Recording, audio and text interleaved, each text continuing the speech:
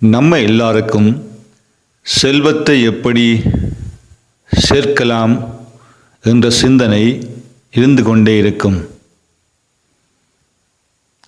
செல்வத்தை எப்படி பெற வேண்டும் என்பதற்கு புத்தருடைய போதனை ஒரு கதையாக சொல்லப்படுகின்றது. 4 விஷயங்கள் இருந்தால் வாழ்க்கையில் செல்வத்தை ஈட்டி பெற்றுக்கொள்ளலாம் என்பது புத்தருடைய போதனை. அந்த 4 முறைகள் என்ன, அதனுடைய இரகசியம் என்ன என்பதுதான் இந்த கதையினுடைய இரகசியமாகவே இருக்கின்றது. புத்தர் இந்த 4 விஷயங்களை நீ பின்பற்றினால் உன் வாழ்க்கையில் செல்வம் கொழிக்கும் என்று சொல்லியிருக்கின்றார். எனவேதான் அந்த கதை என்ன கதை என்று இப்போ நாங்கள் பார்த்து கொள்ளுவோம். பண்டை காலத்தில் ஒரு கிராமத்தில் ஒரு மனிதன் வாழ்ந்து வந்தான். அவன் ஒரு கூர்மையான விவசாயி. அவனுக்கு நிலங்கள் இருந்தது. வேலைகளை அவன் நேர்மையாக செய்தான். கடின உழைப்பாளியும் கூட. ஆனால் அவன் எவ்வளவு கஷ்டப்பட்டு வேலை செய்தாலும், எவ்வளவு நேர்மையாக இருந்தாலும், எவ்வளவு அதிகமான நிலம் இருந்தாலும் அவன் எப்பொழுதுமே ஏழையாகத்தான் இருந்தான்.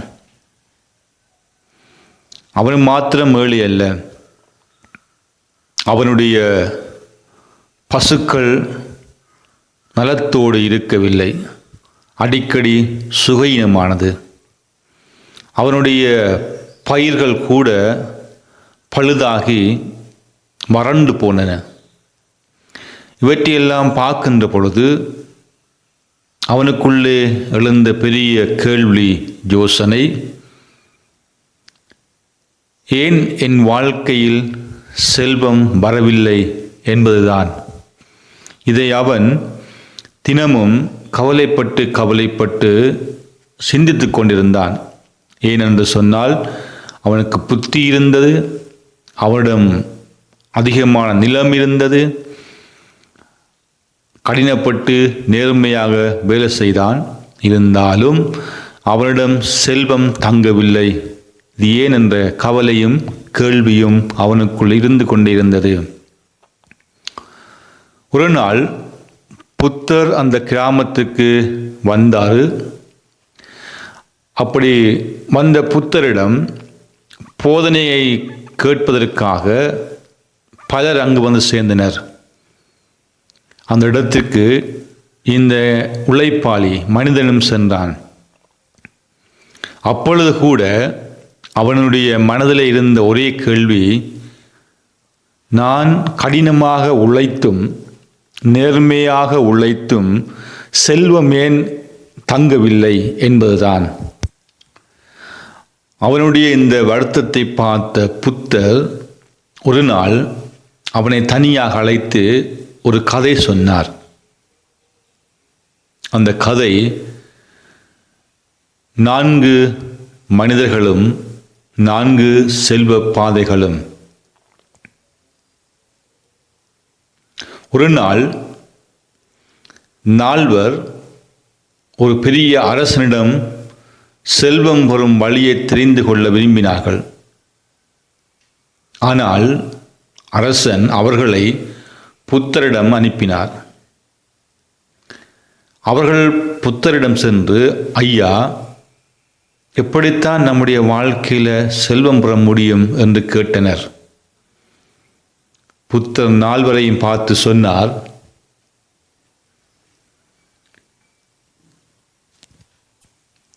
ஒவ்வொருவருக்கும் தனித்தனியாக. முதலாவது நபருக்கு புத்தர் சொன்ன அறிவுரை, நீ உழைத்தால்தான் செல்வம் பெற முடியும், அதுவும் நேர்மையாக உழைத்தால். பிறர் நம்பிக்கையோடு உனக்கு பணம் தருவார்கள். வேலை செய்யும் மனப்பான்மையை வளர்த்து சோம்பலை இல்லாது ஒழிக்க வேண்டும். உழைப்பு இல்லாமல் செல்வம் நிலைக்காது என்று அந்த 4 நபர்களில் ஒரு நபருக்கு இந்த அறிவுரையை புத்தர் சொன்னார். அதன் பிற்பாடு 2வது நபருக்கு அவரை பார்த்து புத்தர் இந்த புத்திமதியை சொன்னார். நீ சிக்கனமாக இருக்க கற்றுக்கொள். ஒரு கையால் ஈட்டும் பணத்தை மற்ற கையால் விரியமாக்காதே. சிக்கனத்தோடு வாழும் வாழ்க்கையே செல்வம் பெருக்குவதற்கான சிறந்த வழி. ஒவ்வொரு நாளும் சிறு சிறு தொகையை சேமி. அது உன் பாதுகாப்பாக ஒரு காலத்தில் மாறும். இப்படி 2வது நபருக்கு புத்தர் இந்த புத்திமதியை சொன்னார். அதே போல 3வது நபருக்கு அவரை பார்த்து புத்தர் சொன்னார், பிறருக்கு தரும் குணத்தை வளர்த்துக்கொள். அதாவது நீ பிறருக்கு கொடுக்க வேண்டும். தானம் செய்யும் கையையே தேவர்கள் ஆசீர்வதிக்கின்றார்கள். பிறர் வாழ்வில் ஒளியூட்டும் நல்ல செயல்கள் உனது வாழ்க்கையிலும் ஒளி பாய்ச்சும். எனவே பிறருக்கு எப்பொழுதும் கொடுக்க பழகிக்கொள். அப்படி என்று சொல்லி 3வது நபருக்கு புத்தர் இந்த அறிவுரையை வழங்கினார். அதே போல 4ஆம் நபருக்கு புத்தர் இவ்வாறு சொன்னார், நீ அறத்தை உன் வாழ்க்கையில் வளர்த்துக்கொள். உன் வாழ்க்கை அறமாகவே இருக்கட்டும். பொய் சொல்லாதே, திருடாதே, ஒழுக்கம் கெடாதே, மதுபானம் அருந்தாதே. இவை நின்றால் செல்வம் மட்டும் வராது, ஆன்மீக வளமும் உன்னை சாராது. எனவேதான் நீ நல்ல அறத்தை பின்பற்று. அப்படி நல்ல அறத்தை பின்பற்றுகின்ற பொழுது உன் வாழ்வில் செல்வம் வரும். அத்தோடு சேர்த்து ஆன்மீக நலமும் வரும். அப்படி என்று சொல்லி 4வது நபருக்கு புத்தர் இந்த புத்திமதியை சொன்னார். இந்த 4வரும் இவைகளை தங்களுக்கென்று சொல்லப்பட்ட பாடங்களாக எடுத்துக்கொண்டனர். அவர்கள் இவ்வாறு எடுத்துக்கொண்ட விஷயத்தை வாழ்க்கையில் பின்பற்ற தொடங்கினர். இப்படி வாழ்க்கையை பின்பற்றும் பொழுது அசும்மாவாக இருக்கும். அவருடைய வாழ்க்கை மெதுவாக மாறத் தொடங்கியது. ஒருவன் உழைப்பால் செல்வம் ஈட்டினான்.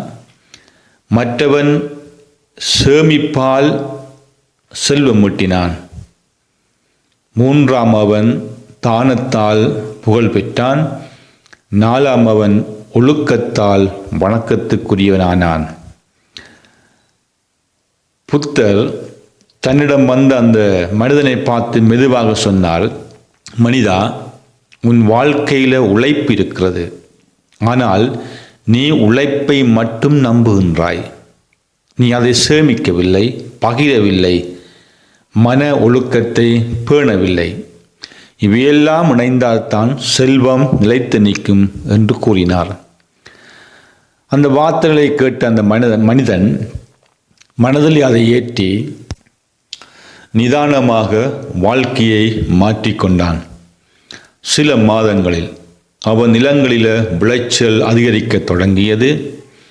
அவன் ஒரு பகுதியை விற்று அதிலே பணம் சம்பாதிக்க தொடங்கினான். அந்த பணத்தில் ஒரு பகுதியை சேமித்து வைத்தான். அத்தோடு மாத்திரமல்ல, பிறருக்கு உதவினான். பொய் சொல்லாமல் நேர்மையாக நடந்தான். நாளடைவில் அவன் வாழ்க்கையில் செல்வமும் அமைதியும் வந்தன. புத்தர் கூறியது போல செல்வம் என்பது பணம் மட்டுமல்ல, அது அந்த 4 பெரிய இரகசியங்கள். 1 உழைப்பு, 2 சிக்கனம், 3 தானம், 4 ஒழுக்கம். இவைகளை வாழ்க்கையில் உணர்ந்த பின் செல்வமும் அமைதியும் ஒருவரை எப்பொழுதுமே பின்தொடர்ந்து கொண்டே வந்து கொண்டிருக்கும். இந்த கதை உங்களுக்கு பிடித்திருக்கின்றதா?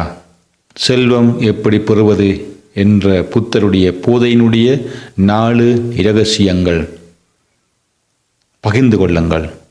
நன்றி.